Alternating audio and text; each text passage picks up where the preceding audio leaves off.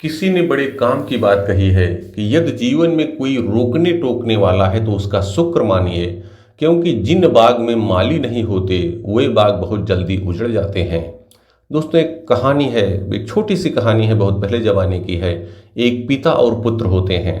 पुत्र अभी ज़्यादा बड़ा नहीं था, लेकिन एक बार वो पिता के पास बैठा था और पिता से एक सवाल पूछा, पिताजी, खुश रहने का रहस्य क्या है? हैप्पीनेस का सीक्रेट क्या है? ऐसा वो पिताजी से पूछता है। पिताजी उसके खुश होते हैं, बेटा ऐसा प्रश्न आपने किया है, मैं इसका जवाब तो दे दूंगा, लेकिन हो सकता मैं इसका अच्छी तरीके से जवाब नहीं दे पाऊँ। एक यहाँ से थोड़ी दूर पर एक महापुरुष रहते हैं, बुद्धिमान पुरुष रहते हैं। वो किसी भी समस्या, किसी सवाल का बहुत अच्छे से जवाब देते हैं। मैं आपको उनके पास ले चलूंगा और उनसे आप अपने इस सवाल को पूछ लेना, वो इस सवाल का बहुत अच्छे से जवाब देंगे। बेटा कहता, ठीक है पिताजी, ले चलिएगा। अब दोनों लोग तैयार हो जाते हैं, अगले दिन सुबह तैयार होते हैं। पिताजी लेके जाते हैं और दिखाते हैं, एक बड़ा सा महल होता है। वो बताते हैं, बेटा देखो ये महल है, इसके अंदर वो महापुरुष रहते हैं, बुद्धिमान पुरुष रहते हैं। आप जाइएगा, तुम जाना उनके पास, वो तुम्हारी समस्या का बताएंगे, समाधान बताएंगे, हल बताएंगे। अब वो उसके बाद पिताजी छोड़ करके उसको कहते हैं ठीक है, वहीं रुक जाते हैं, कहते हैं बेटा अब जाओ अंदर। अब वो बेटा वो जाता है, महल के अंदर जाता है। तो महल इतना खूबसूरत था कि उसको देख करके वो एकदम भाव विभोर हो जाता है, उन चीज़ों को देखने लगता है। फिर उसके बाद थोड़ा सा अंदर जाता है तो वहाँ का नज़ारा और ही खूबसूरत था। वहाँ हल्का सा म्यूजिक बज रहा था, पीने के पानी की व्यवस्था अलग थी, विभिन्न प्रकार के नाश्ते अलग रखे हुए थे। वो पानी पीता है, नाश्ता करता है और देखता है कि बहुत सारे लोग लाइन में लगे हुए हैं, बैठे हुए हैं, जो उन बुद्धिमान पुरुष से अपने सवालों का जवाब पूछ रहे हैं। ये भी बैठ जाता है। लगभग 1.5-2 घंटे बाद इसका नंबर आता है और वो बुद्धिमान पुरुष के पास पहुंचता, पूछ बेटा बताओ क्या है, किस लिए आए हो? तो पूछता है कि मैं यह जानना चाहता हूँ कि खुश रहने का रहस्य क्या है, जीवन में खुशी का रहस्य क्या है, हैप्पीनेस का सीक्रेट क्या है।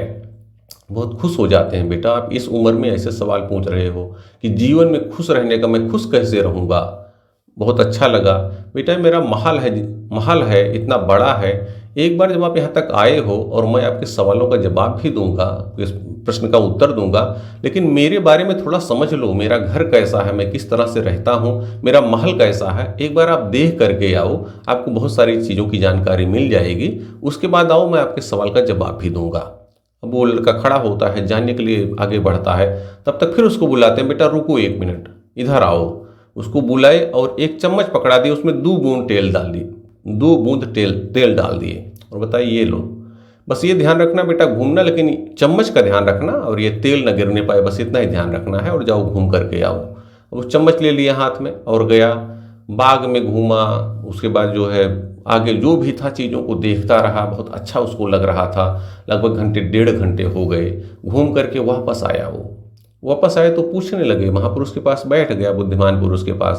पूछे बेटा आपने देखा, मेरा वो बगीचा देखा जिसको मैंने 10 साल से कड़ी मेहनत करके बहुत दूर दूर से दूसरे देशों से पेड़ को मंगवा करके, पौधे मंगवा करके लगाए हैं, उनको देखा आपने? कितने अच्छे अच्छे उसमें पेड़ लगे हैं, पौधे लगे हैं। उसके बाद आप क्या लाइब्रेरी को आप देखे, उसमें कितनी अच्छी अच्छी किताबें रखी हुई हैं, जिनको पढ़ करके कोई भी आदमी अपने जीवन में बहुत आगे जा सकता है। और आपने वो पेंटिंग देखी, जिनमें मेरी भी बनाई हुई कुछ पेंटिंग्स हैं, साथ में मैंने कुछ और लोगों से बनवाया है, बाहर से भी मंगवाया है, जो बहुत बड़े पेंटर्स हैं, उनकी पेंटिंग लगी हुई है, देखा आपने? अब वो बच्चा उनकी बातें ये सुन रहा था, लेकिन कुछ उसको सूझ ही नहीं रहा था। अब वो कुछ बोल ही नहीं पा रहा है। तो उन्होंने पूछा, बेटा क्या हुआ, आपने कुछ देखा नहीं? तो कहा, गुरुजी मैंने देखा तो, लेकिन आपने जो चम्मच पकड़ा दिया था, हम इसके चक्कर में रह गए, कहीं तेल न गिरे और कुछ नहीं देख पाए। कहे, अरे तुम कुछ नहीं देख पाए? बेटा ऐसा करो, एक बार फिर से जाओ, एक बार देख करके आओ। फिर वो जाता है, एक बार फिर वो चला जाता है देखने के लिए। अब इस बार वो जाता है बगीचे में, देखता वाकई बहुत अच्छे अच्छे पेड़ थे, फूल बहुत अच्छे अच्छे लगे थे। वो देखता है, देखता रह जाता है। उसके बाद फिर वो लाइब्रेरी में जाता है, वाकई बहुत बड़ी लाइब्रेरी थी, बहुत अच्छी लाइब्रेरी थी, बहुत अच्छे अच्छे कोटेशंस लिखे हुए थे, किताबें बहुत अच्छी थी। उनको देखने लगता है, पलटने लगता है, बहुत अच्छा उसको लगता है। फिर आगे पेंटिंग की तरफ बढ़ जाता है, गजब की पेंटिंग्स लगी हुई थी, निहारता रहता है, देर तक निहारता है। अब इस बार उसको 2-2.5 घंटे लग गए वापस आने में। आकर के पहुंचा, गुरुजी के चरणों में प्रणाम किया, गुरुजी आप धन्य हैं, कितना अच्छा आपने वो बगीचा बनवा रखा है, और वाकई आपने जो बताई थी लाइब्रेरी, उसमें कितनी अच्छी अच्छी किताबें रखी हैं कि उसको पढ़ करके कोई आदमी पूरे जीवन भर खुश रह सकता है। और फिर पेंटिंग कितनी अच्छी है, अगर कोई बना करके अपने हाथों से लगा दे और उसको देखता रहे तो उसको देख करके वो प्रसन्न हो जाएगा, उसका मन खुश हो जाएगा। बहुत अच्छा लगा और बहुत चीज़ें जानकारी में आई, बहुत अच्छा मुझे लगा। तो गुरुजी ने कहा बेटा ठीक, बहुत अच्छा लगा, लेकिन वो चम्मच कहाँ गया? अब वो देखने लगा दाएं बाएं कि वो चम्मच और उसका तेल वो कहाँ गया, वो तो छूट ही गया था कहीं।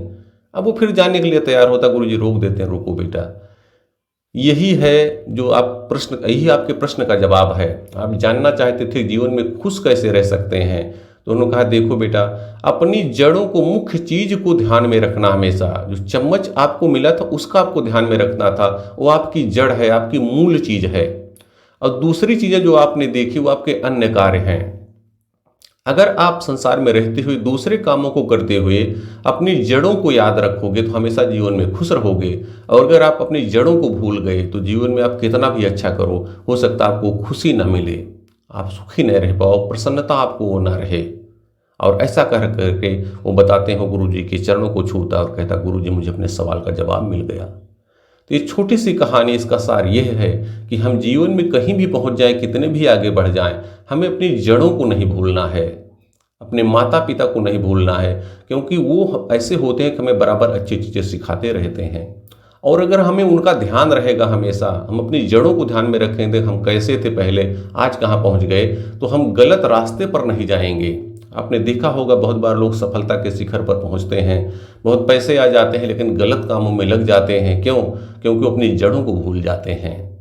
ये छोटी सी कहानी सिखाती है कि हमें अपनी जड़ों को नहीं भूलना चाहिए। भगवान ने आपको अपार शक्ति दी है, बहुत सारी चीज़ें दी है, तो भगवान के द्वारा दी हुई चीज़ों के प्रति कृतज्ञता का भाव अपनाइए और अपने जीवन को बेहतर से बेहतरीन बनाइए। याद रखिए कि ऊपर वाले न कभी भूल करते हैं न भूलते हैं, वही आपके सभी कर्मों का, अच्छे और बुरे सभी कर्मों का उचित समय पर इनाम अवश्य देते हैं। बहुत बहुत धन्यवाद।